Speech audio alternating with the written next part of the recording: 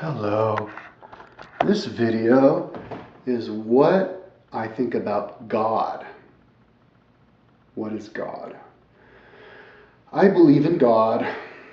I uploaded 2 videos where I pretty much talked about what I think of God. One I titled it, A Successful Society Needs to Believe in God. And I titled, What Went Wrong with Buddhism, to be provocative.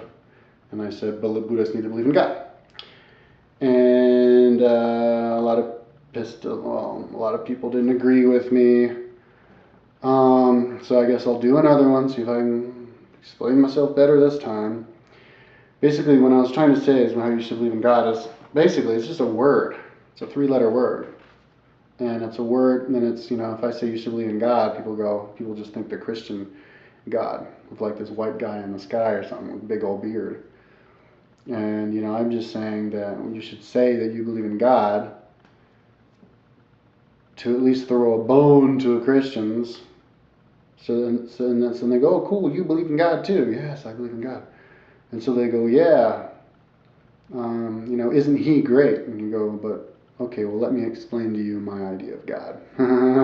It's not a him looking down on us and being jealous on us and being angry with us because I call myself a Buddhist or whatever, even though I believe in God.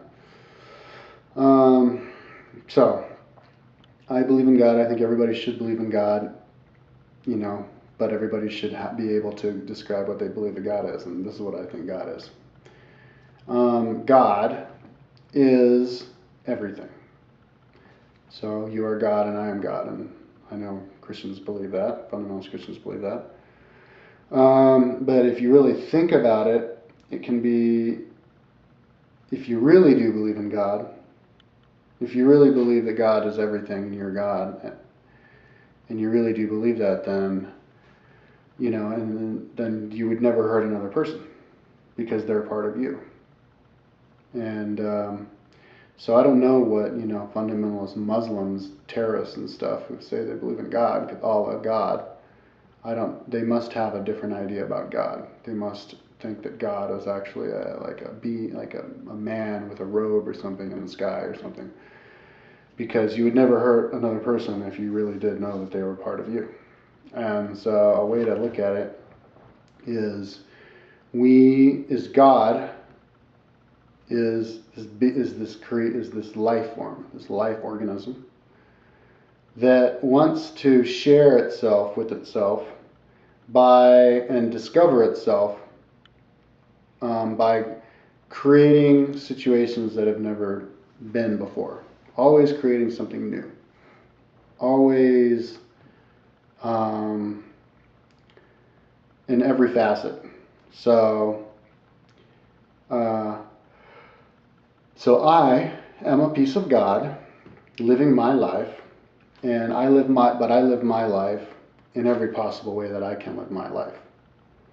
So that's the idea of the multiverse, the infinite parallel universes. So I'm also living my life as an engineer, even though I can't feel it here, but that's actually me. But I have a part of me that's connected to God. So like I am a leaf, and I'm connected to God by a branch, and God would be like the center part of God would be the trunk. So I would say that, there would have to be a central part of God. So maybe and everything has a center. Our galaxies have centers, trees, everything has a center, or the earth. So maybe somewhere there's actually a centered black hole, you could call it, and that's God. It's actual place. That's just my idea, but and then it just grows out from there. And 4:20. I just looked at my watch.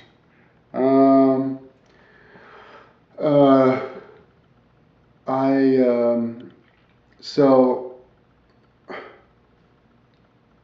if you look at the leaf, I'm a leaf, and I connect in the center, and that would mean that I would have soul brothers,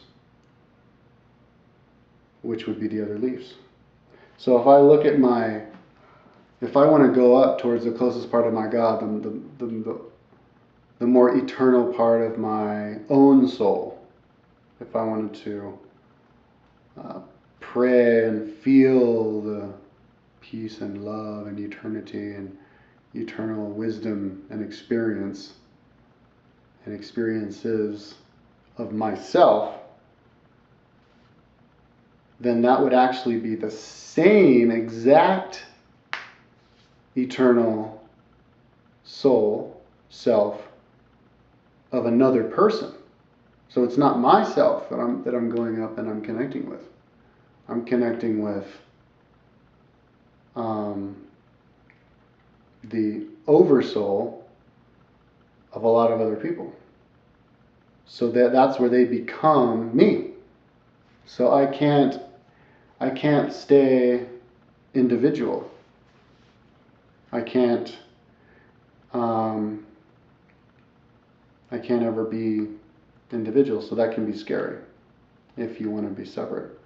But it can also be, I guess, beautiful in its own way. It's difficult to conceptualize. But so I would imagine, and so that's God. So God is all knowing and everything, but yet doesn't even know itself in a way.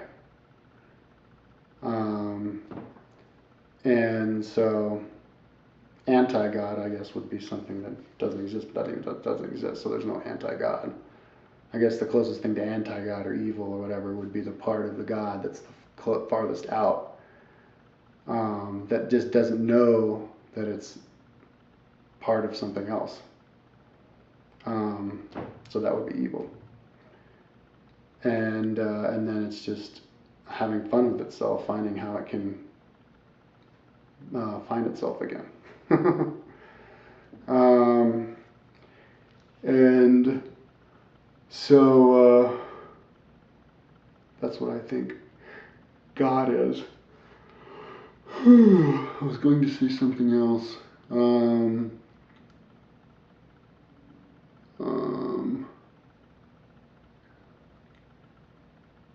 So me in the future, what will I be in the future?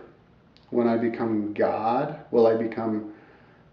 I think I will advance and then continue to perfect myself and all my other possible selves that haven't happened yet. But that's thinking of like the multi-universe. There's all infinite amount of parallel universes that I'm living in now, but there's also an infinite amount of parallel universes that I'm living in, and an infinite amount of other timelines, of other timelines before and after mine.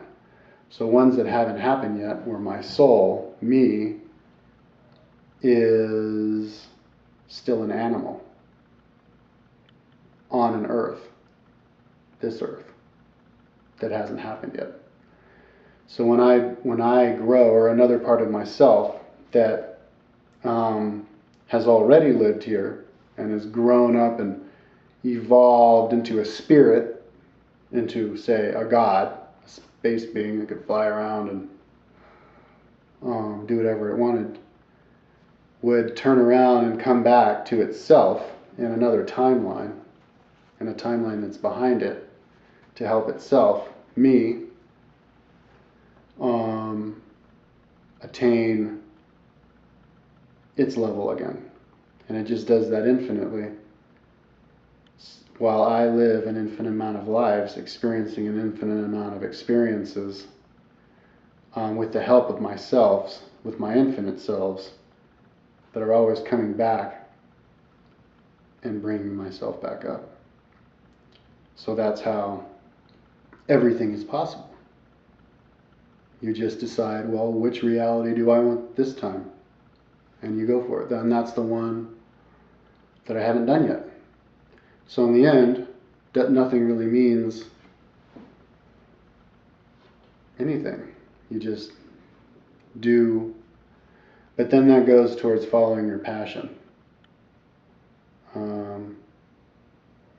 So I guess that's another video though, because I'm out of time.